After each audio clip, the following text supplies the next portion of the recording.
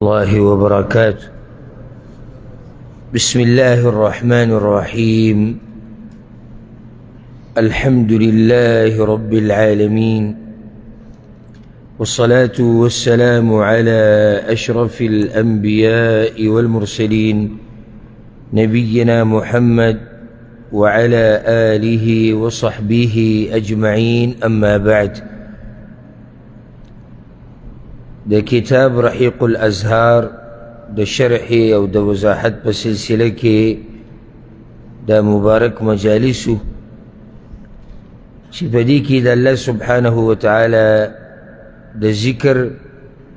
أو ده غنى ده دعاقانو ده غختو مسائل ببياني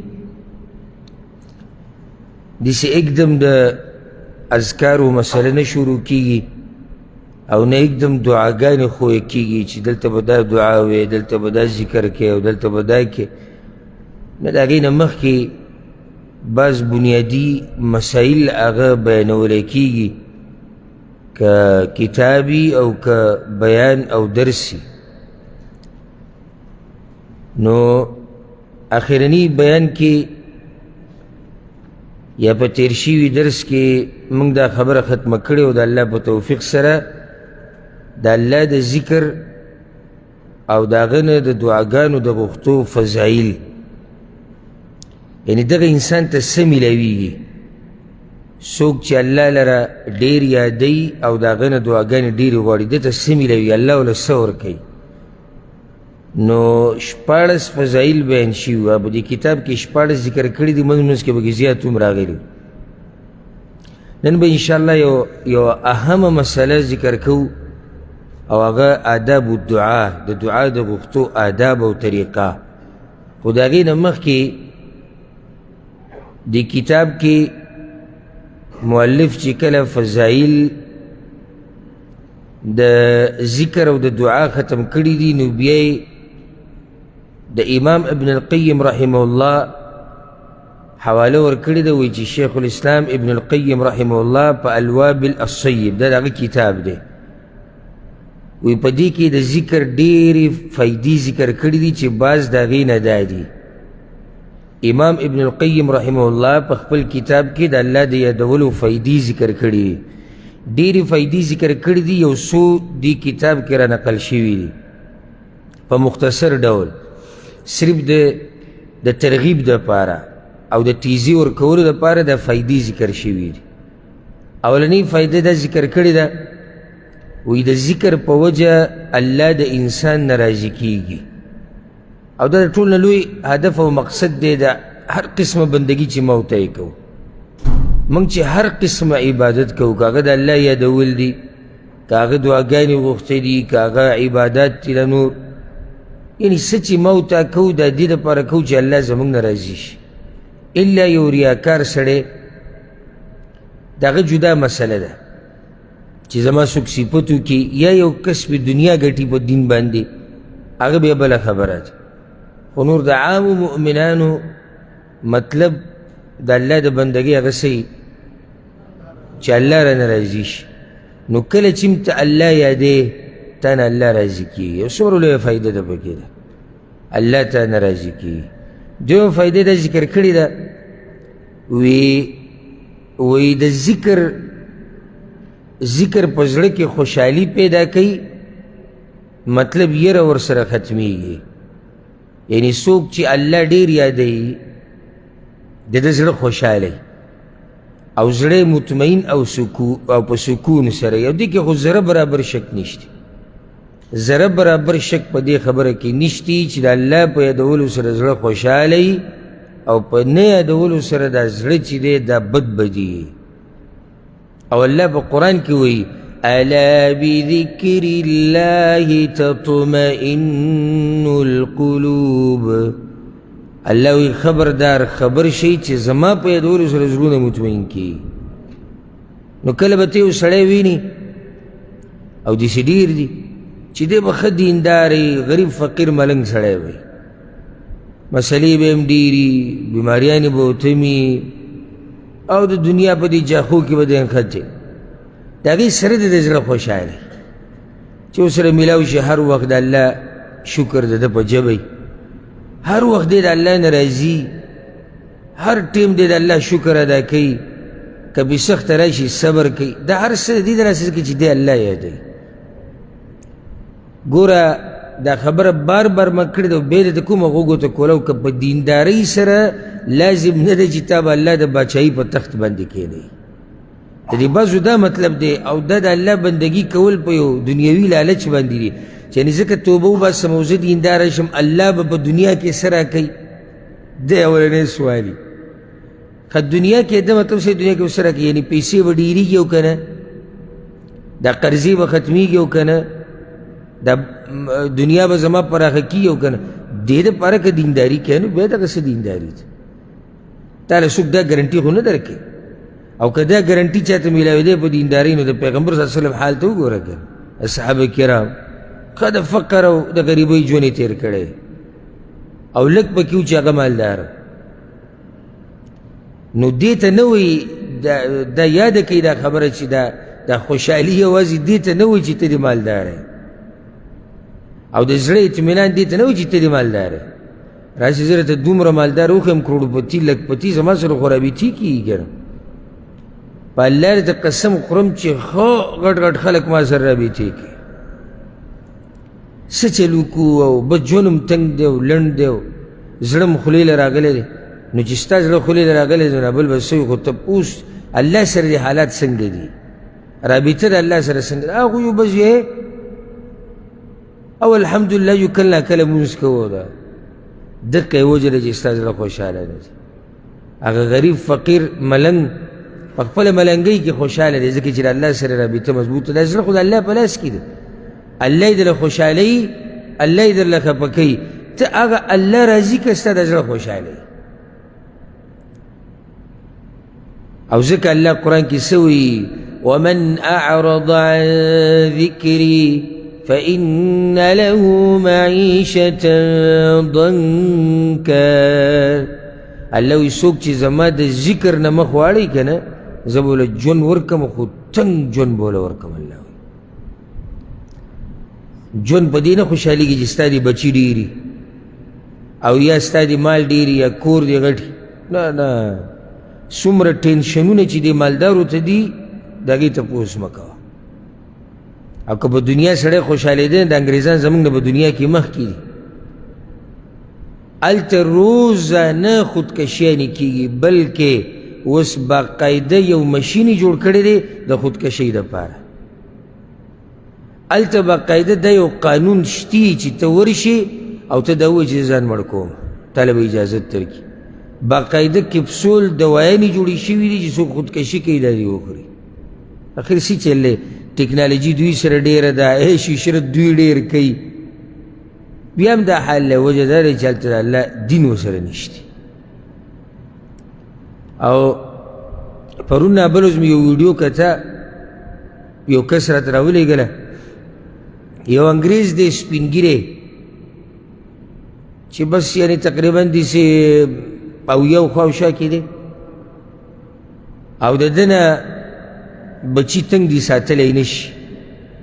او هلته بچي په چا څه کوي دا خو زموږ دین دی چې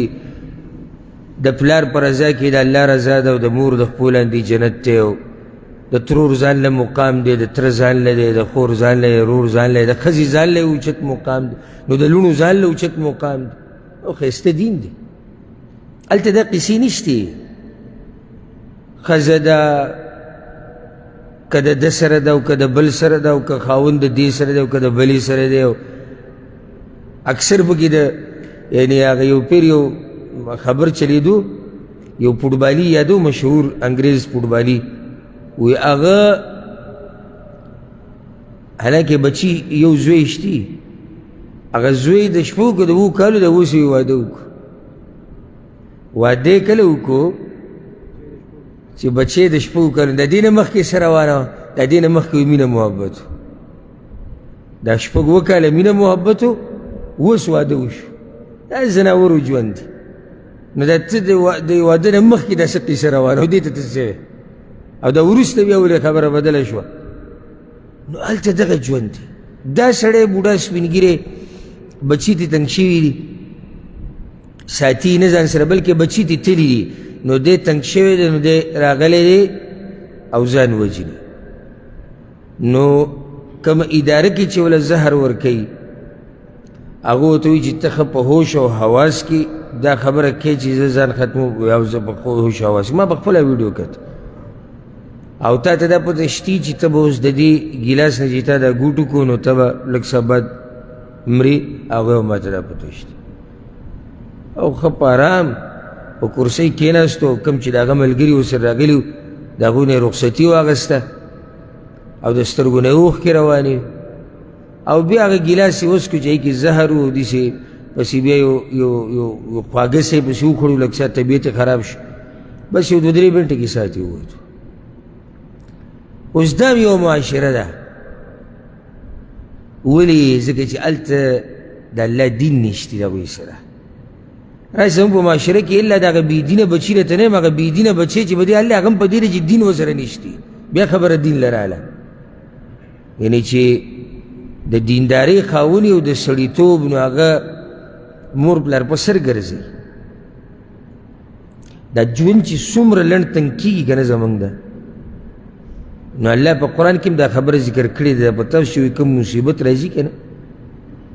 او دا کمې مسلې تاسو لري الله وایي دا ستاسو د لاسه دي زما او ستا هغه کردار دی موږ د الله نه څومره لرې یو او غواړو څه د الله نه لرې شه او غواړو څه روزانه زموږ دا چغې دي زموږ په دې ملکونو کې او پلانې حکومت راغی هغه دا چلو کړو دا حکومت راغی د دا چلو کړو هغه وزیر اعظم کوږ شو دغه وزیر اعظم وغوتو ملک په بل طرف اورېدلی غوغا جوړه ده سپین ږیری پکې هم لګیا دی دا قصو کې ښځه هم لګیا ده سړی هم لګیا دی یو ورځ چېرته دې ټولو دا سوچ نه دی کړی دا چې د چا په لاس کې دا هر څه برابرول دي د هغه سره د رابطه څنګه ده د هغه طرف ته یې سوچتلی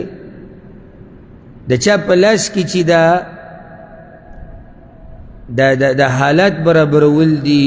د زړونه د چا په ګوتو کې دي د هغه سره د رابطه شته وایي نه د هغه سره کوم رابطه نشته خو د هغه د یو بنده نه امید ساتي د عرش والا د بنده نه امید ساتي او عرش والا سره رابطه نشته دغه د لاسې خو موږ یعنې ټول عمر دغه ډګرې خورو دا چې ګډ وډ یو موږ خو دا زموږ کردار دی او څنګه چې موږ یو نو دغه شر باندې الله مشران مسلط کوي بس چغې کي که نه پلانې غل او پلانې ډاکو دی وایي تا چې د غلا کړې ده موږ خو زیاته نه کوو پاتوره کې چې ته 15 ریاله زیات وو موږ وایو دومره غټه غلا نه کوو نو خو صحیح شو ستا په 15 باندې اوس رسي هغه په غټه ډاکه اوس رسي ته عربیانو له څومره دوکې ورکړي چې ته دې ورکړي دي نه خو عربیان دي که نه عربیان دي لکه مطلب چې عربیان له دوکې ورکول دا جایز دي خو زمونږ مشر که موږ له دوکه راکړه دا بیا کفر دی نه ته خو دې خپل حال ته وګوره نو بیا به راوګوره چې څنګه یې داسې د باندې خلک راځي بر نو وجه زمونږ د هرې مسلې بنیادي وجه هغه څه ده دا موضوع څه روانه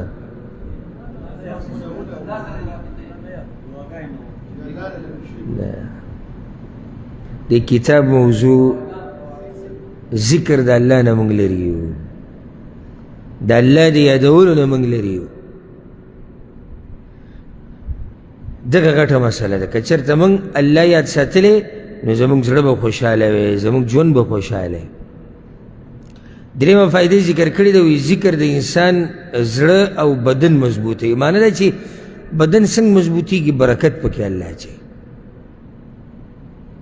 او ګینوي وګورئ دا کوم سړی چې دیندار اکثر اگر که دا قانون نه دی اکثر دا کوم سړی چې دیندار دی د 50 شپېتو او یا کالو خر وغوره مټي یو عالم به ویني هغه به 80 کالو وي 10 کم 100 کالو اوس هم ژوندي دي الحمدلله زمونږ مشران علما مخکې ورځو کې یو بیان مې اورېدو د یو عالم چې د یمن دی او لوی محدث دی او د هغه 102 کاله عمر دی 102 کاله عمر دی او د کتاب شرح یې کوله د عام د دنیا والا خلک چې دي که نه ده عام دوی چې 50 ته ورسي به ګډوډي شروع وکړي 50 ته چې ورسي او 80 او یا کې خو دماغ ورسې ختم شي دا د 102 کالو دی او د ناس کتاب ته د کتاب شرحه کوي دا برکت ته کوم ځای راغلی دا برکت چې په دې بدن کې دی په ذهن کې دی په زړه کې دی د الله د دین د لاسه دی نو څومره چې ستا الله یادې دومره به ستا بدن کې الله برکت اچوي په زړه کې به دې برکت اچوي څلورمه فایدې ذکر کړې ده وی د ذکر په وجه د انسان په زړه او په مخ کې رڼا پیدا کیږي دا خو واضحه ده چې کوم سړی الله یادوي او د الله بندګي کوي نو د مخ نه پته لګي اولیاء الله لکه یو روایت کې داسې راځي وی دا هغه خلک دي چې سړی ورته وګوري او سړي ته الله رایاد شي مخونو کې دومره نوري چې کله ته یو سړي مخ ته وګورې که نه او د دې مخ د لاسه تا ته یعنې د الله په باره کې خبره ذهن ته راځي د پیغمبر د دین چېرې دا سړی چې راغی دی بس خبره به د دین کوي دا چې راغی دی ګډې وډې خبرې لکه تاسو کې خیال کړی یو نیم سړی چې کله مجلس ته راننوځي نو دا یو دی بل ته وایي چې یعنې ده ته دا خبره وکړه خبره دروغ ده یا دوکه ده هغه وایي نه نه دا سړی د مخ نه داسې نه ښکاري دا دینداري دا په مخ کې نور پیدا کوي دینداري چې د زړه د کومې نه یوازې دا نه چې سړي ګیره پرېښوده او د ده په مخ کې څه راغی نور راغی یعنې ګیرې خو ګوره کم د یهودو کې چې کم دینداره طبقه ده د یهودو هغوی هم ګیرې پرېښودي دي بیا سیکانو کې چې کومه دینداره طبقه ده هغوی هم ګیرې پرېښودي یعنې هغوی ته هم دا ویلی شوي نو بیا زمونږ دین کې موږ ته دا امر شوی دی چې ګیره پرېښوده لازم دی خو که د دیندارۍ په نیت یې پرېښوده اوس ډېر داسې به وینې زمونږ په دې پښتنو کې چې هلته ګیره پرېښوده دا هغوی د سړیتوب او د غیرت نښه ګڼي د دې نه خبر هم نه دي چې پیغمبر ویلي دي الله ویلي دي دا دین دی نو داسې سړي محض ګیره پرېښودې ده خو په مخ کې هغه نور د دیندارۍ هغه نه وي که نه زما دا خبره غلطه ده نور په مخ کې کله راځي چې کله سړی دینداره وي او ځکه الله د صحابه کرامو باره کې څه وایي سیماهم فی وجوههم من اثر السجود الله وی رڼاګانې دي د هغوی په مخونو کې د سجدو د لاسه او بله فایده دا یاده کوي لکه دلته وایي چې د الله په یادولو سره په مخ کې نور پیدا کېږي دا نور ګوره پیژني هغه سړی چې د ده په شان وي دا هم یاده کوي لکه اوس ته یو بېدینه راولې او یو هغه سړی دې راوستو چې ټول عمر په ګناهونو کې اړولی دی او ته هغه ته وایي چې دې دینداره سړي ته وګوره ده دا مخ څنګه دی هغه ته څه پته لګي او ځاله د الله د دین نه لرې سړی دی خو چې دینداره سړی او څه نه څه د دین سره ربط او تعلق یي نو هغه پوه شي چې دا سړی د الله والا دی دینداره دی ولې لکه په دې مخ کې رڼا ده پنځمه فایدې دا ذکر کړې دی چې د ذکر په وجه انسان الله ته نږدې کېږي دا خو په فضایلو کې هم دا خبره مخکې ذکر شوې شپږمه فایده امام ابن القیم ذکر کړې ده چې د ذکر په وجه انسان کې انابت پیدا کېږي یعنی هر وخت د الله عبادت ته متوجه وي اوس دا خو واضح دی چې هر وخت د الله عبادت ته متوجه ولې ځکه چې هر وخت ذکر کوي نو چې دا ذکر کوي خو الله ته توجه ده که نو چې کله ته الله ډېر یادې نو هر وخت توجه چاته ده الله ته ده او چې هر وخت توجه الله ته وي نو د هغه الله نافرماني به درنه بیا نه کېږي ځکه چې تا ته هر وخت الله یاد دی لکه مثال به درله درکړم ته هر وخت الله یادې لا اله الا الله سبحان الله استغفر الله او په دې کې تا ته منځ کې یو معامله راله ته دوکانداري یا ته تاجري چې هغه معامله د حرامو ده تاله په خپله حیا درځي چې ما چې یو څو سکنډه مخکې کوم رب یادو هغه رب زر دې نه منع کړی یم ګوره دا فایده ده هر وخت ته الله یاد دی نو ته د هغه د نافرماني نه هم بیا بچ نو چې اوس الله ته صرف دقه یادی چې هغه هم څه یادولي چې منځه کې ودرېږي او سوچونه ټول بهر کې او الحمدلله رب العالمین پوه هم نه چې راځه ویم څه معنی سره دا بس هغه عادتي یادول دي نو دا سړی به د الله نه څه ویرېږي او چې هر وخت ذکر کوي او په ژبه دې ذکري نو ته به د الله نه یریږي او همیشه به د پکې انابت یعنی الله ته به واپس کېږي غلطي به دنه کېږي انسان نه غلطیانې کېږي خو چې ذکر ډېر کوي نو هر وخت به بیا چې غلطي د نه وشي نو الله ته به زر بیا واپس کېږي. ومه فایده دا ده په ذکر سره د الله معرفت راځي، یعنی خپل رب به وپېژنې. دا خو واضح ده، دې کې خو شک نشته. لکه اوس یو سړی دی، دا کتاب موږ وایو، اوس یو سړی ډېر په شوق سره دا کتاب اوري، زده کوي، د اذکار یادوي، د دعاګانې یادوي، دی به خپل رب نه پېژني. څنګه به پېژني خپل رب؟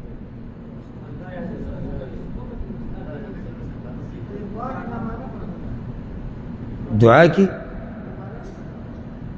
نږدې وته نه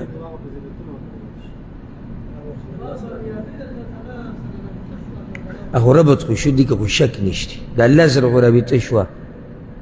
خو دی به وپېژني الله څنګه. بارک الله فیک ورفع الله قدرک. دی چې د اذکار وایي، دی چې د دعاګانې وایي، دی ځان د دې په معنا په تفسیر باندې پوه کوي. نو چې په معنا او په تفسیر باندې ځان پوه کوي د ذکر او د دعا، خو خپل رب به وپېژني که نو د الله سره د پېژنګلو طریقه دا ده چې ته الله ډېر یادوې. او هغه څوک الله ډېر یادوي چې د الله عظمت یې په زړه کي. هر څوک الله نه یادوي ډېر. یو سړی چې الله سره محبت ډېري نو ستا د محبت په خپل محبت وتله، څومره چې ستا د الله سره محبت دی دومره به الله یادوي. او دا زموږ ټولو دپاره یو درس او د عبرت خبره. ته په خپله ځان سره سوچ وکړه، موږ ته یې مه وایه. ته سوچ وکړه ته څومره یادوې الله، اوس تا ته پته لري ته څومره یادوې. ما ته خو پته نشته، نه ستا ملګرو ته پته شتي. نو زه درته دا ووایم نتیجه یې دا ده، دا څومره یې چې یادوې دومره د ورسره محبت دی.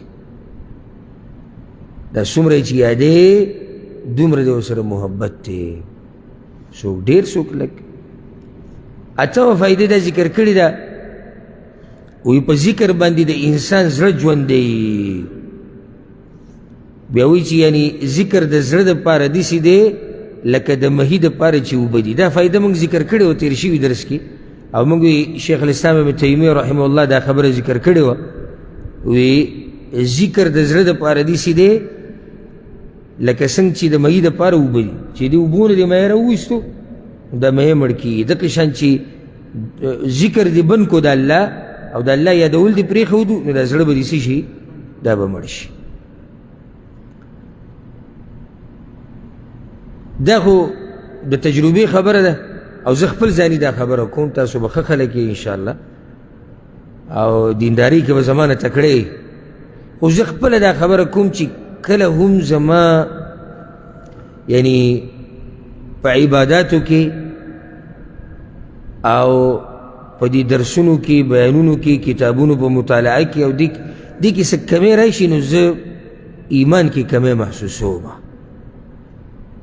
لکه سړی چې یعنی څه نه څه د دین نه لرې شوی او د الله نه لرې شوی، نو چې د دینداري څومره پورې دی دا زړه ختمېږي.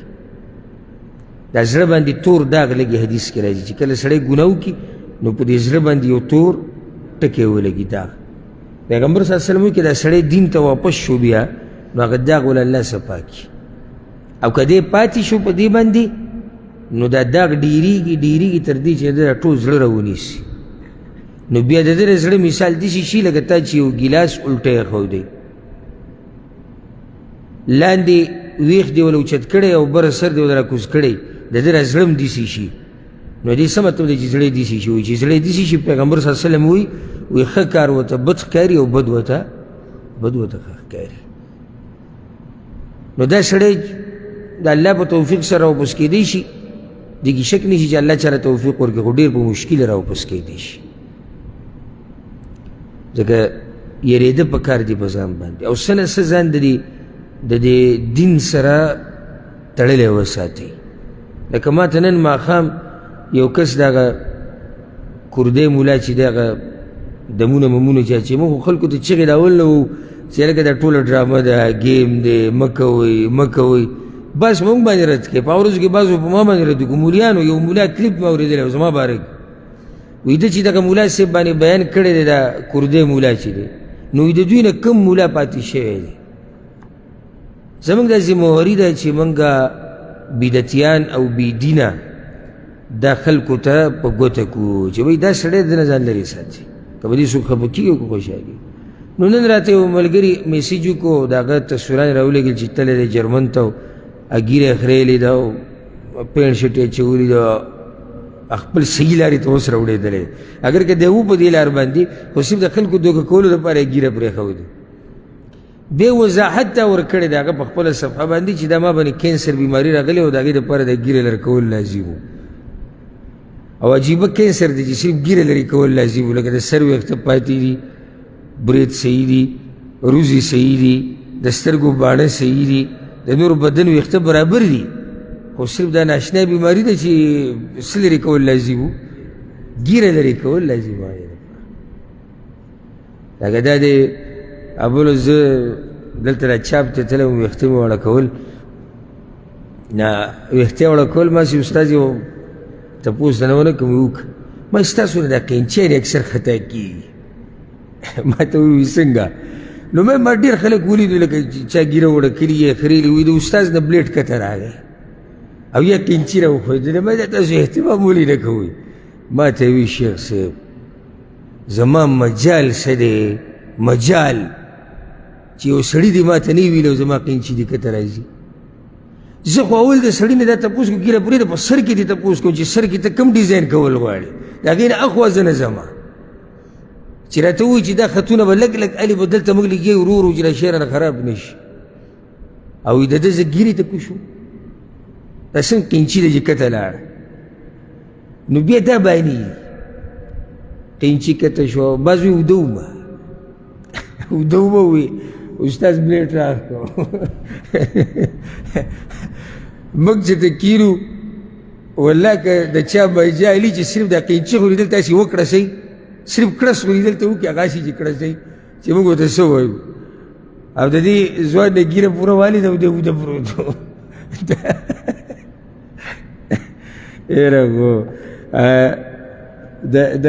د ګناه چې وکړي دا ځان له یو مصیبت ته او بیا چې د ګناه نه دا ناروا غونته کې عذر ګوري دا بیا بل مصیبت دی. د الله دې زموږ په حال رحم وکړي. نو کردي صاحب ږیره والې ده اوس وایي چې دا زما په مخ باندې کینسر راغلی دی، نو د هغې دلاسې ډاکټرانو راته دا وایي چې ته به ږیره لازم لرې کړې. نو الله دې زموږ په حال رحم وکړي. خبره مې دا کوله چې دین پورې ځان تړلی وساته، د فتنو دور دی هېڅ پته نه لګي، هېڅ پته نه لګي. زه دا خبره ډېره زیاته کوم د ملګرو ته خپلوانو ته ټولو ته زه یم خوش قسمته انسان په نن سبا دور کې هغه دی چې قبره پورې خپل ایمان سلامت ورسي. یو سړی مړ شي که نه او دی په کلمه توحید باندې مړ شو او مسلمانو چې مړ شو، دا ډېر ښه سړی دی، ډېر ښه سړی دی او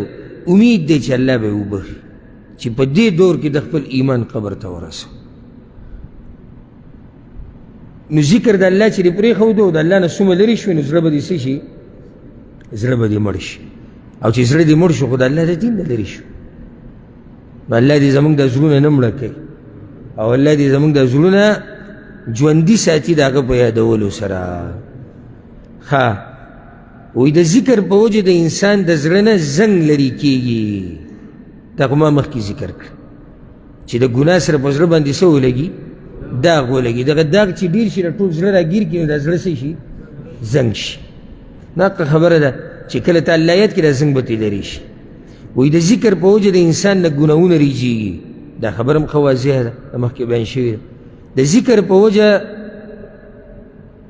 د انسان د الله سره مینه پیدا کېږي او دا هم ښه واضحه ده. بلکې دا چې الله یادوي خو دې دلاسې یادوي چې د الله سره یې مینه ده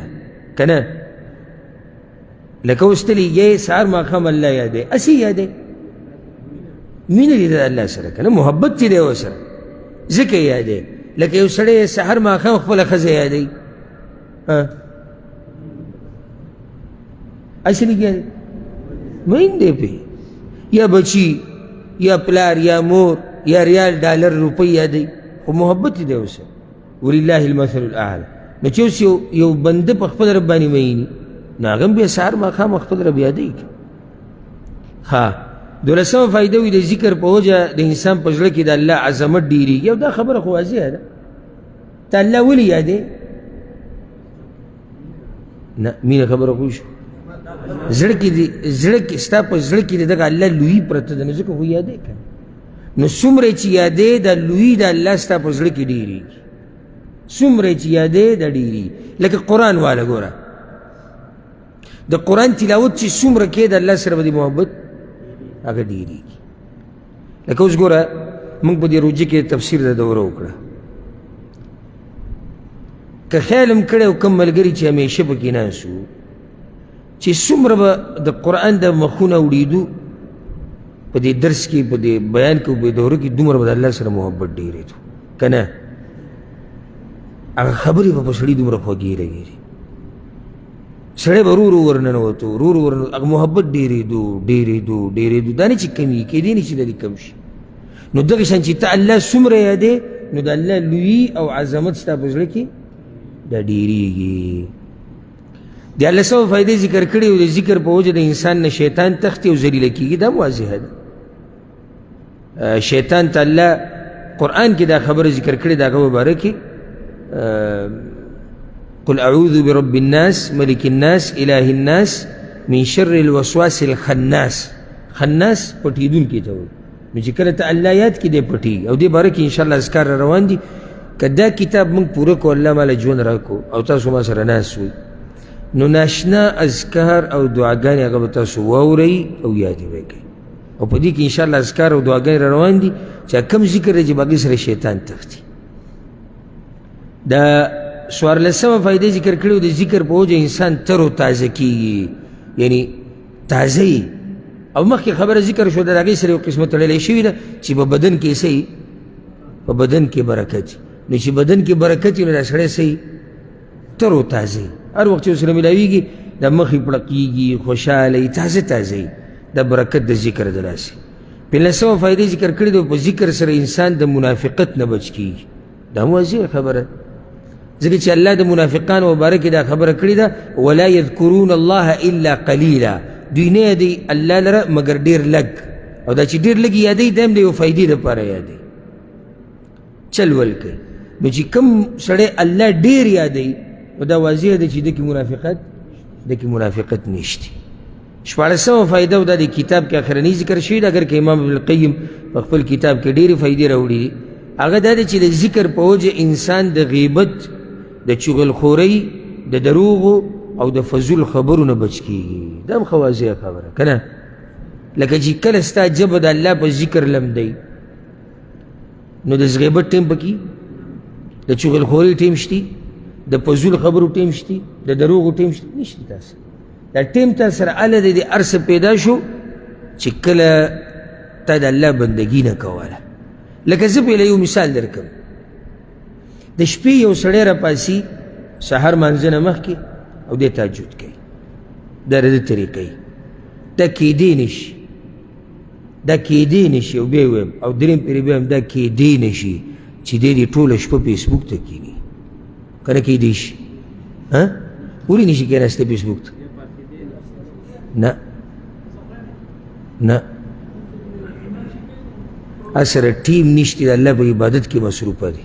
خبره دا و چې ته د الله په ذکر کې مصروفه شي نو تا سره د دې ګډوډو خبرو ټیم نشته نو چې کله ته د الله په بندګۍ کې مصروف شي ته د شپې تهجد کې راپاسې نو په فیسبوک کې به څه ګورې ته فیسبوک وایي زما سره څه او زما د فیسبوک سره څه زما خو کار دا دی چې شپې راپاسم الله ته ودرېږم 2 رکعات وکړم د سره دا ټیم دی داسې ما یو مثال درکړو دې من ډېر مثالونه یو پر ټیم به رانه بیا ولګي لنډه دا یاده کړه قاعده چې څومره د الله په عبادت کې ورننوتې دومره به ته د فضول کارونو نه او د ګناهونو نه بچ کېږي د 14 فایدې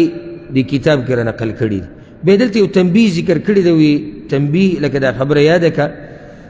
وی ذکر د هر څه نه اسان دی یعنی هر عبادت کې ذکر څه دی هغه اسان دی ځکه چې په هر ځای کې کولی شي که بازاري که کوري که مجلسي که ولاړې او که ناسې او که په لاره روانې لهذا هر حال کې ذکر کولی شي نو چې اوس دومره اسان عبادت ته او موت ته یې نه کوو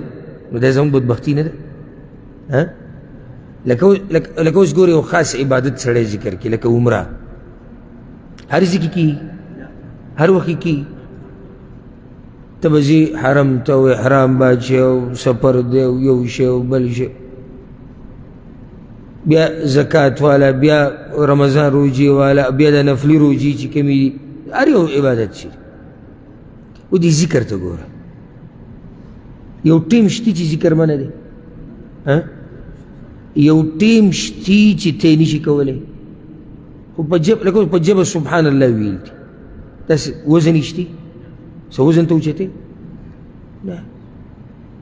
په ژبه سبحان الله ویل دي، الحمدلله، لا اله الا الله، الله اکبر. په ولاړه هم ویلی شي، په ناسته هم ویلی شي، په ملاسته هم ویلی شي، په دوکان کې هم ویلی شي، په دیاړۍ کې هم ویلی شي، په کور کې هم ویلی شي، د ښځې په مخ کې هم ویلی شي، د بچو په مخ کې هم ویلی شي، د ملګرو په مخ کې هم ویلی شي، که روغ هم ویلی شي، که بیمار هم ویلی شي، که مالدار هم ویلی شي، که غریب هم ویلی شي، که فقیر هم ویلی شي، که نسب دی دروند هم ویلی شي. نو کم ټیم دی ته به د الله ذکر نشي کولی؟ نو چې دومره آسان عبادت موتا نه کوو، بل به کم عبادت کوو؟ بیا هر ټیم د الله ذکر کولی شي.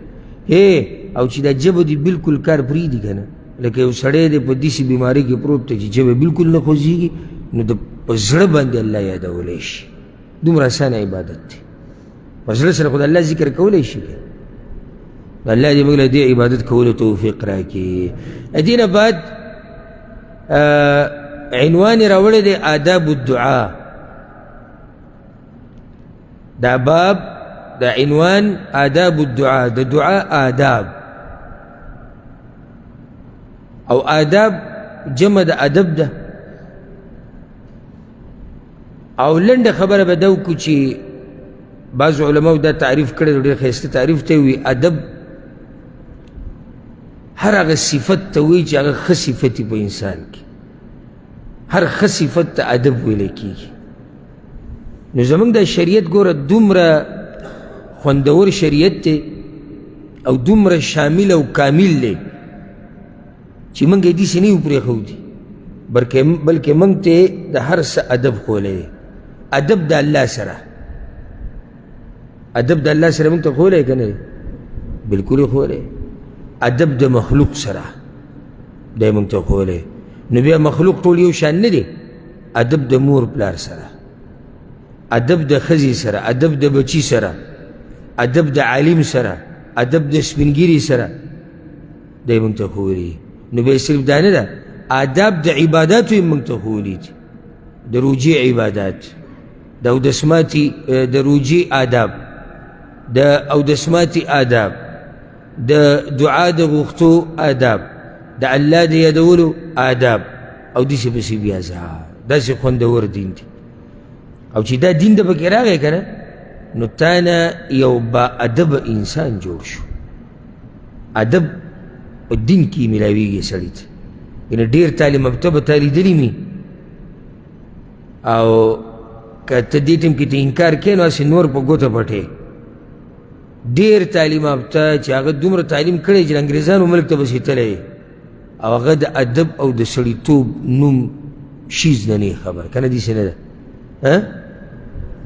او یو سړی دینداره چې خپل نوم لیکل ولا نه ورځي، یو ساده باده سړی نه علم کړی دی نه تعلیم کړی، د علماو سره ناس پاس دی او دین دا مسلې زده کړي دي، دومره ادبناکي چې سړی ورته حیران شي. بل چا یې ویډیو راولېږله ما ته ویې دا حال دی. یو کس ویډیو کوي نو چې دا خلک وخاندي او د ده دا ویډیو وچلېږي او مشهور شي، یو سپین ګیری په لار روان وي نو د هغه نه ټوپۍ وایي غوزار کې ځمکې له راواچي. دنیا د خوشحالي کې ویډیو خو مخې ته روانه ده که مقصد د ویډیو چلول دی. او نن سبا زه درته دا یو خبره ذکر کوم او یاد یې کړه چې په دې انټرنیټ کې هغه سړی ډېر مخکې کېږي چې څومره خباثت کوي او څومره ګډوډ کارونه کوي. دا اسانه لار ده د ځان د مشهورول، او د هغې دپاره دا بعض بې ضمیره بې دینه لګیا دي چې هر څه د سپینګیرې بې ادبي، نو بیا ټوپۍ د سر نه راغستلی چا ځمکې راچول. د ماشوم د سر نه سړی ټوپۍ نشي راغستی ځمکې ته راواچي، د ماشوم. او ته د یو سپینګیري ټوپۍ بیا د عزت نښه ده. د سپینګیري نه ټوپۍ رالی ځمکې راچي، څه شو ادب؟ چې شو حیا دا حیا دا ادب په سړي کې اله راځي چې کله د الله دین زده کړي اله به کې دا حیا راځي دا ادب دا په دې سره هم نه راځي چې انګلیش زده کړه دا صرف په انګلیش سره نه راځي چې صرف به زه انګلیش زده کړم ولې د انګریزانو انګلیش خو د هغوی ژبه ده زه به تاسو ته صاحب چې دوی زده کړې ده او که نه ده د هغوی ژبه ده که نه ده لاړ شه ادب ووایه نه که هلته څه ادب دی هلته څه حال دی نو آداب زمونږ دین ته ډک دی د آدابونه نو آداب الدعا هم بیا خولي چې دعا د غوښتو طریقه او دا ډېر په توجه سره واوري او یاد یې کوي چې سبا له دا ونه وی چې زما دعاګانې نه قبلیږي کیدای شي ستا دعاګانې د دې دلاسه نه قبلیږي ځکه چې تا کې د دعا هغه آداب نشته کیدای شي که نه شي کیدی که نه تاسو پوره یې ټول کیدای شي که نه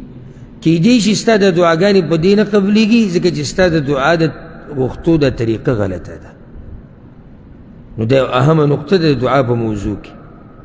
د دعا د غوښتو آداب یا طریقه وی په قرآن او حدیث کې د دعا د غوښتو دپاره آداب او شرایط په تفصیل سره بیان شوي دي موږ دلته مختصر یو څو آداب د قرآن او حدیث په رڼا کې ذکر کوو وی دلته مختصر یو څو آداب ذکر کوو معنی دا چې ټولې نه دي راجمع کړي دا دعوه نه کوي چې ما هر څه راجمع کړي خو یو څو ته ذکر کوو ولې وی چې دعا کوونکی د دغې آدابو خیال وساتي نو دعا به قبوله شي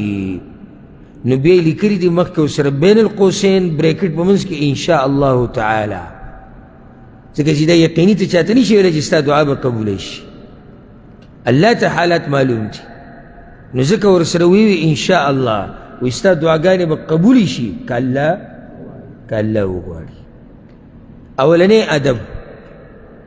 دا اهمه خبره ده که ته وایې چې دعاګانې د قبولې شي نو دا خبرې به ځان کې راولي اولنی ادب هغه دا دی وی دعا غوښتونکی به موحدي چې عقیده خالص په الله باندې جوړی او ځان د شرک نه ساتي د دې انسان دعاګانې ډېرې ښه قبلیږي ډېرې ښه چې ما ووي نو دام کیدی شي چې کله نا کله الله د یو کافر دعا هم قبلوي په سخته کې الله ته چغې ووایي الله وله دعا قبلوي په دې دلیل شته د مکې مشرکان چې په کشتۍ کې سواره وو الله ته به دعاګانې الله نه به دعاګانې غوښتې که نه نو الله څه وایي وایي ما به وچې ته واړول مطلب دا چې دعا به وله څه کړه قبوله به یې کړه نو دا قبلی الله خو دا کله نا کله کیدی شي هر چې موحد مؤمني دی ادب ذکر کړی دی یعنی دې خبرې دا مطلب نه دی چې صرف د موحد دعا قبلیږي خبر دا ادب دی ادب معنی دی چې دا په ځان کې راوله چې دعاګانې دې بیا ښه قبلیږي او ډېرې قبلیږي نو چې کله د عقیده د توحید وه او ځان دې د شرک نه ساتو رب العالمین به ستا دعاګانې هغه قبلوي دلیل بې څه دی آیت راوړی دی وَإِذَا سَأَلَكَ عِبَادِي عَنِّي فَإِنِّي قَرِيب دې آیت باره کې موږ خبره مخکې هم کړې الله وی پیغمبره چې کله تا نه زما بندګان زما باره کې تپوس وکړي نو زه نږدې یم اجیب دعوة الداعي اذا دعان دعا قبلوم د هغه دعا غوښتونکي اذا دعان چې کله دعاګانې زما نه غواړي نو ګوره دې ځکه الله وایي چې کله دعاګانې د چا نه غواړي زما نه غواړي موحد یې که نه دا هغه نه چې هغه باباګانو ته پروتي قبرونو ته پروتي دربارونو او درګاهونو ته پروتي یا رسول الله مدد والا نه دی یا فاطمه مدد والا نه دی یا حسن حسین مدد والا نه دی پیر بابا راورسي لوی ځوان راورسي د هغه قصو والا نه دی دی خالص الله ته چغې وایي او څوک چې خالص الله ته چغې وایي رب العالمین دغه دعاګانې قبلوي نو ځان کې توحید راولي او دغه اوږده موضوع دی او پلنه دې کې څوک دغه موضوع واضح کولی شي خو لنډه ده چې ځان کې توحید راولي او ځان د هر قسمه شرک نه لرې ساتئ او هر قسم بندگی خالص د الله کوي رب العالمین به دغه دعاګانې قبلوي کومې چې تاسو د هغه نه غواړئ. دویم ادب وی په دعا کې به اخلاصي. دلیل وما امروا الا ليعبدوا الله مخلصين له الدين. الله او نه دی حکم کړی شوی دوی ته مگر د پاره د دې چې بندگی دی کوي په داسې حال کې چې خالص کوونکي هغه لره بندگی، یعنی الله هغه بندگی قبلوي چې پای کې صحیح پای کې اخلاصي. نو دا دعا عبادت دی که نه دی؟ دی که نه عبادت؟ د الله بندگی دی که نه؟ نو چې د الله بندگی شو نو دا به هله قبلیږي چې کله به دې کې صحیح په دې کې اخلاصي. دعاګانې به دې دپاره نه غواړي چې څوک دا ووایي چې یاره دا پلانې دعاګانې ډېرې غواړي صفت ته وکړي،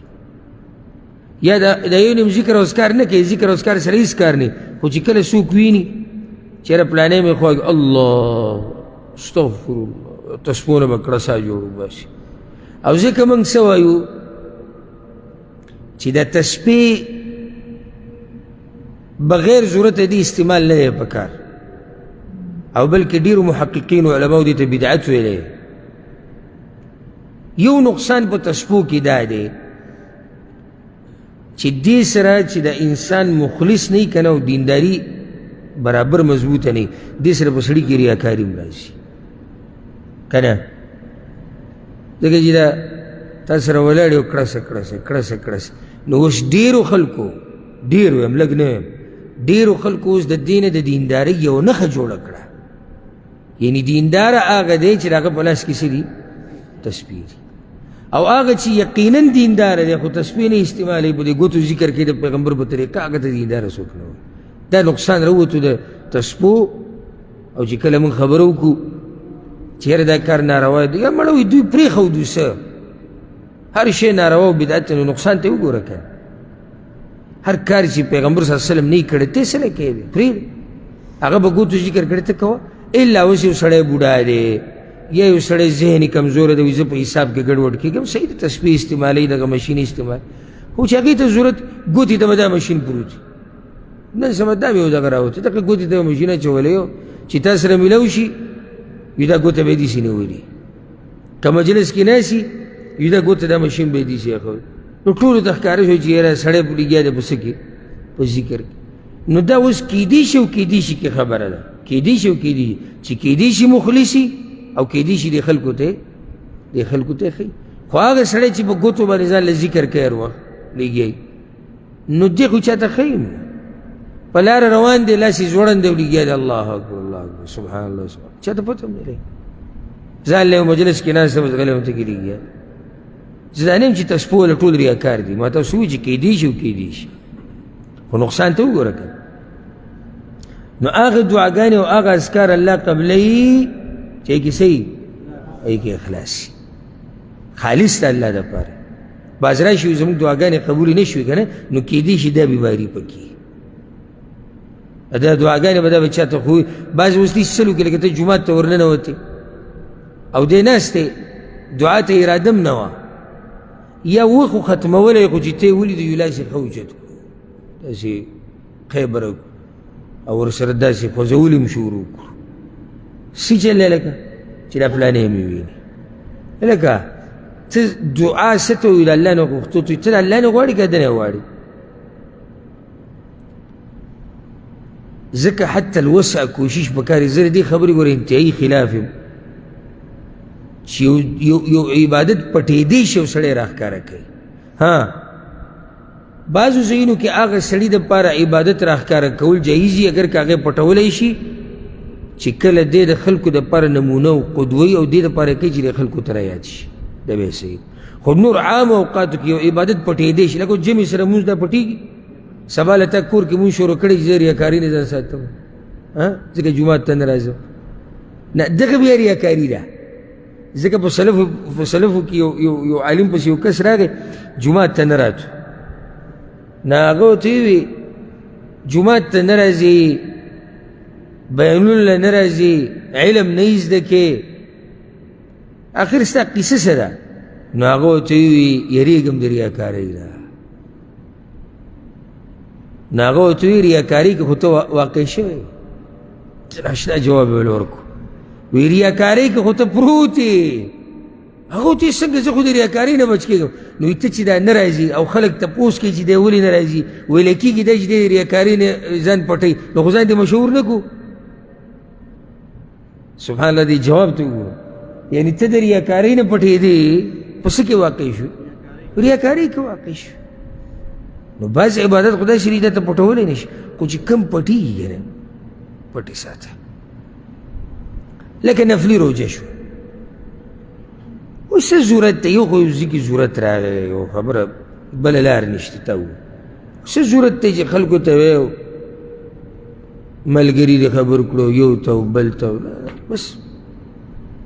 په دغه ورځو چې دی د چا سره د روټۍ پروګرام مې ږده د ورځې چې بیا هلته دا ویلو ته ضرورت نه چې یاره زما روژه ده زما روژه ده زما روژه ده سره څوک خبروم او داسې خلک او داسې دینداره شتي د الله په ځمکه اوس هم الحمدلله چې د هغوی له دا پته هم نه لګي چې دی د هفتې د 2 روژې نیسي او که نه نیسي دی د 3 میاشتو روژې نیسي او که نه نیسي دومره دا خبره پټه ساتلې بس پته د الله سره راز دی عرش والا ته پته نو دعا کې او په هر عبادت کې چې څومره اخلاص وي دومره الله قبلې او ګوره د مکي مشرکانو چې به هم دعاګانې وغوښتې اخلاص به پکې و خصوصا په سخته کې الله څه وایي واذا غشیهم موج كالظلل دعوا الله مخلصین له الدین الله وایي چې کله په دوی باندې چپې راشي د غرونو په شان نو بیا چغې وایي الله ته خالص کوونکي هغه لره بلنه نو دویم ادب څه شو که ستړي کېږئ نه دا یادویم او خیر دی که لږ یو قدم پسې ورمخکې شی ولیکئ نو فایده ستاسو ده او که یې نه لیکئ نو موږ ته څوک نقصان نشي راکولی نو دویم ادب دا دی چې په سړي کې څه اخلاص یو خبره ته دا وکړم که ستاسو دا خیالي یا د اورېدونکو لیدونکو چې دا مسلې د علماو سره تعلق ساتي زموږ سره څه کار دی شیخان پوه شو علما پوه شو د دعا دا پوه شو د الله یادول پوه دا خبره دی غلطه ده ځکه چې دعاګانو ته تم ضرورت لري او دعاګانو ته عالم هم ضرورت لري مسلې تا ته راځي مسلې عالم تم راځي تم غواړي چې الله دې وبخي عالم هم غواړي چې الله دې وبخي نو دا مسله صرف د علماو نه ده که ته دې ځان بېزاره ګڼي دا صرف د علماو مسله نه ده نو که شوق او جذبه دي دا مسله به ته د جړلې نه یاده کړي چې الله ستا دعاګانې قبولې کړي دریم ادب یې دا ذکر کړی دی او دا ډیر اهم ادب دی د دعا غوښتلو نه مخکې د الله ستاینه کول او بیا په پیغمبر صلی الله علیه وسلم باندې درود ویل زه یم یاره چې دا ادب به لږو پښتنو ته معلوم وي که نه غلو مې وکړه نه به معلوم که نه د الله ستاینه کول پیغمبر باندې درود ویل الله اکبر دا چې لاس اوچت کړي داسې او دعا صرف خبره غم د دنیا دی حیا نه ورځي زه خو کله کله زه دا بعض خبرې راښکاره کول ښه نه خو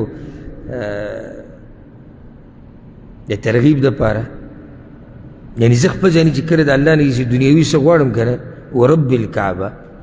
ما له د الله نه حیا راځي نو ورسره آخرت غواړم یاره الله وایي چې راسره زما د بنده ټول په دغه دنیا پورې نښتی نو دی به لاس اوچت یا الله بس روغ صحت راکړي یا الله د بچي مې نیک عمله لوی کړي یا الله زما ښځه باندې خپل رحم وکړي یا الله ګاډه راکړي یا الله ویزه یا الله قرضې بس داسې دعا شو ستا دنیا خو ټوله دنیا په ستا دعا خو ټوله دنیا په خوا شا کتابېږي راته ته دا ولې نه چې الله ته راضي شي دې غم دې چې ته کړی یا الله ته راضي شي یا الله د قبر د سختو نه مې وساته یا الله آخره خاتمه مې په ایمان که یا الله جنت راکړه یا الله جهنم نه بچ کړه یا الله خپل دیدن را نصیب کړه یا الله د پیغمبر سفارش راکړه نو یو خو زموږ دغه دعاګانې لاس اوچت کړو دنیوي نو هغه هم ډایرکټ شروع شوه یا الله بس دا راکړه یا الله دا راکړه یا الله بړکړس وګرځه نه مخکې د الله ستاینه وکړه د الله نومونه والا عربی کې نه درځي پښتو کې یا الله ته لوی ربې یا الله ته عظیم ربې یا الله ته هغه ربې چې ستا خزانې نه ختمیږي یا الله. یا الله ته رحمان د دنیا او د آخرت یې. یا الله ته پیدا کوونکې د ځمکو د اسمانونو یې. یا الله ته نظام چلوونکی یې. یا الله ته دا یې. یا الله ته دا یې. یا الله ته دا یې. سبحان الله. او بیا ورسره په پیغمبر صلی الله علیه وسلم باندې درود ووایې او بیا د هغې نه به دعا وغواړې، دا دعاګانې الله قبلوي. حدیث واوره په دې دلیل راوړی دی. یو حدیث ته امام ترمذي راوړی دی د فضاله ابن عبید رضی الله عنه. دې حدیث ته وکې دی وی بین رسول الله صلی الله علیه وسلم قاعد اذ دخل رجل فصلى. پیغمبر صلی الله علیه وسلم جماعت کې ورځ ناست یو کس راغی جماعت ته لمونځ یې وکړو. دې سړي چې کله دا لمونځ وکړو نو دعا یې وغوښته. په دعا کې ډایرکټ وویل اللهم اغفر لي وارحمني. یا الله ما وبخې او یا الله په ما رحم وکړي. او ښایسته دعا ده. دعا څومره ښایسته دعا ده. یا الله ما وبخې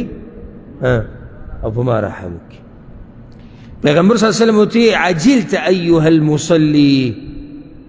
اے لمونځ کوونکیه په دعا غوښتو کې دې تعدي وکړه، داسې مه کوه. اذا صلیت اوس ورته طریقه ښایي. کله چې ته لمونځ وکړې فقعدت او د دعا دپاره کښېنې، اراده دي چې دعا غواړم، فاحمد الله بما هو اهله، نو اول د الله د شان مطابق د هغه ستاینه وکړه. وصل علی، نو بیا په ما باندې درود ووایه. ثم ادعو، او بیا دعاګانې وواړه. دا طریقه پیغمبر صلی الله علیه وسلم وښود. راوي وایي ثم صلى رجل آخر بعد ذلك، بیا یو بل سړی راغی لمونځ یې وکړو. کله چې دعا کوله فحمد الله وصلى على النبي صلى الله عليه وسلم. هذه بل کس طریقه ورتله. دعاګانې چې ده چې دعا شروع کوله ولې د الله حمد او ثنا ووایي او د هغه تعریف یې وکړو، د هغه شان یې بیان کړو. نو بیا یې په پیغمبر باندې درود ووایي. نو چې کله پیغمبر صلی الله علیه وسلم واورېدو ورته یې ویې ایها المصلي ادعو تجب، ای لمونځ کوونکیه غواړه چې کومه دعا غواړې ستا دعا به قبلولی کېږي. دا پیغمبر صلی الله علیه وسلم دا کس ته ادب وښو پیغمبر صلی الله علیه وسلم چې ګوره کله کښېنې نو اول څه کوه؟ د الله ستاینه وکړه، نو ورپسې درود ووایه. دا واجب نه دي خو دا ادب دی. یعنی چې کله دا کارونه ته وکړې نو د دعا د قبولېدو امید هغه ډېر شي. او ما ورته موږ کې هر کس دا غواړي زموږ دعاګانې د قبولې شي که نه؟ غواړي تاسو که نه؟ نو بیا به دا کارونه کې. او دا طریقه قرآن کې موجود ده. سوره فاتحه ما ورته په هر منځ کې وایو الحمد لله رب العالمين الرحمن الرحيم مالك يوم الدين إياك نعبد وإياك نستعين. دا ټول ته د الله عظمت بیان کو. ها دا ټول د الله تعریف دی. نو اوس اهدنا الصراط المستقيم، اوس دې دعا وغوښته. اول دې د الله حمدونه ووایي، تعریف او شان دې بیان کو، نو بیا دې دعا وغوښته. ګوره دا د یوسف علیه السلام دعا کتاب کې دا ټولې خبرې نه وي، ځکه چې کتاب کې هره خبره لیکي نو د هغې نه ګډ کتاب یو موږ کتاب دې لپاره د اذکارو دا کتاب دې لپاره لیکي چې دا مسلمانان ته فایدو وایي. دغه خبرې زمونږ ذهن کې خو هره خبره سړی په هر ځای کې خو نشي را جمع کولی. اوس ګوره دلته یو ښایسته دعا مې ذهن ته راغله د یوسف علیه السلام. الله وی یوسف علیه السلام زمونږ نه دا دعا غوښتې وه رب قد آتیتني من الملك وعلمتني من تأويل الأحاديث فاطر السماوات والأرض أنت ولي في الدنيا. یا الله وی تا ماله باچایي را کړې. دا اوس ګوره د الله لوی بیانوي. یا الله تا ماله باچایي را کړې. یا الله تا ما ته د خوبونو تعبیر ښوولی یا الله ته د ځمکو د اسمانونو پیدا کوونکی یا الله ته زما ملګری په دنیا او په آخرت کې توفني مسلما والحقني بالصالحين مسلمان می مړ که او بیا مې د نیکانو سره یو ځای که نو ګوره دعا دوه ټکي ده او مخکې چې د الله څومره صفت وکړو څومره حمد وي دغه شی یو بله دعا ده د ملایکو دعا قرآن کې الله ذکر کړې ده ربنا وسعت كل شيء رحمة وعلما یا الله ستا رحمت او ستا علم هر شي ته پراخه دی اوس ګوره د الله شان بیان کو خانو دعا څه ده فاغفر للذین تابوا واتبعوا سبیلک یا الله نو وبخه هغه کسان چې توبې ویستې دي او ستا په لار پسې روان دي یا ستا په لار روان دي نو دعا نه مخکې هغوی حمد وي نو طریقه څه شوه د الله حمد د پیغمبر صلی الله علیه وسلم باندې درود حمد څه ته وایي تعریف د الله وکړه او ما تاسو ته ووایي که نه نه درځي د عربۍ کې او نه درځي هغه حدیثونو کې دعاګانو کې راغلي ګوره اکثر دعاګانې چې کومې را روانې دي انشاءالله په روانو ورځو کې تاسو به یې واورئ اکثر دعاګانو په ابتدا کې حمد او ثنا ده نو که تا له عربۍ کې نه درځي څه واجب نه چې عربۍ کې به ته حمد او ثنا پښتو کې لکه څنګه چې لږ ساعت مخکې ما دا باز ټکي وو چې هر سړی ویلی شي که نه شي ویلی نو دغه شان ښایسته دعا غواړه الله یې دله قبلوي څلورم ادب یې ذکر کړی او دا به درس کې اخرنی ذکر کړو وی دعا د زړه په عزم سره کول عزم په ښې ارادې ته وي او د الله مشیت پورې نه تړل څه مطلب دی مطلب دا دی عزم په ښې ارادې ته وي یعنی کله چې ته دعا غواړې نو په پخې ارادې سره غواړه او داسې مه وایه که د الله خوښه یې جو قبوله به یې کوي یا الله که ستا خوښه یې جوړه یې کوه که ستا نه یې خوښه جو مهره کوه دا قسمه خبرې به نه کوې ګوره دا حدیث یې راوړی دی امام بخاري دا روایت راوړی دی عن انس بن مالک رضی الله عن انس بن مالک وی قال رسول الله صلی الله علیه وسلم پیغمبر صلی الله علیه وسلم دا خبره کړې ده اذا دعا احدكم فليعزم المسأله کله چې یو کس په تاسو کې دعا کوي نو د الله نه دی په پخې ارادې سره دعا وکړي پخه اراده عزم د زړه مضبوط یقین تجربې مجربې به نه وي شک او شبهې به پکې نه وي اراده به دې پخی چې زه به دا د الله نه غواړم او بیا پسې بل ادب را روان دی انشاءالله روان درس کې به اورئ او بیا د ورسره دا یقیني چې زما رب به ماله راکوي نو ورسره پیغمبر صلی الله علیه وسلم دا وی ولا یقولن اللهم ان شئت فاعطني او داسې دې نه وایي چې ای الله که ستا خوښه نو ماله یې راکه داسې به نه یې دعا کړي فانه لا مستکره له ځکه چې په الله باندې څوک زبردستي نشي کولی دلته څه مطلب دی یاده که دا خبره یو سړی دې لاس یې اوچت کړي داسې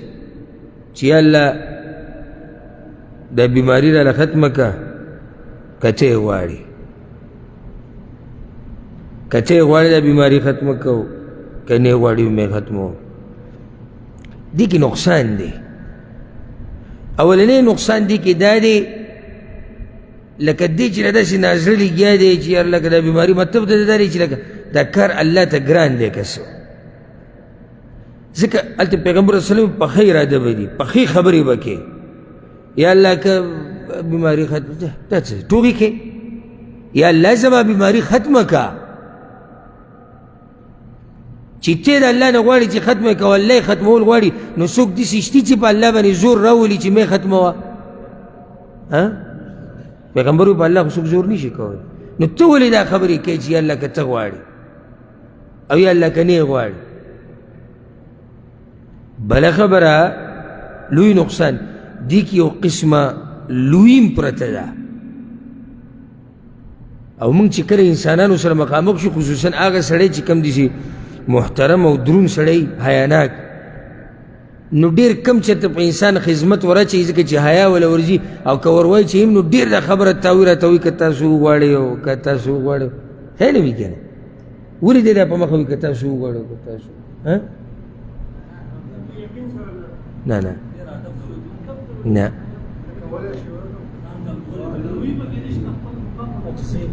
نه تاسو کوم ځای ته لاړئ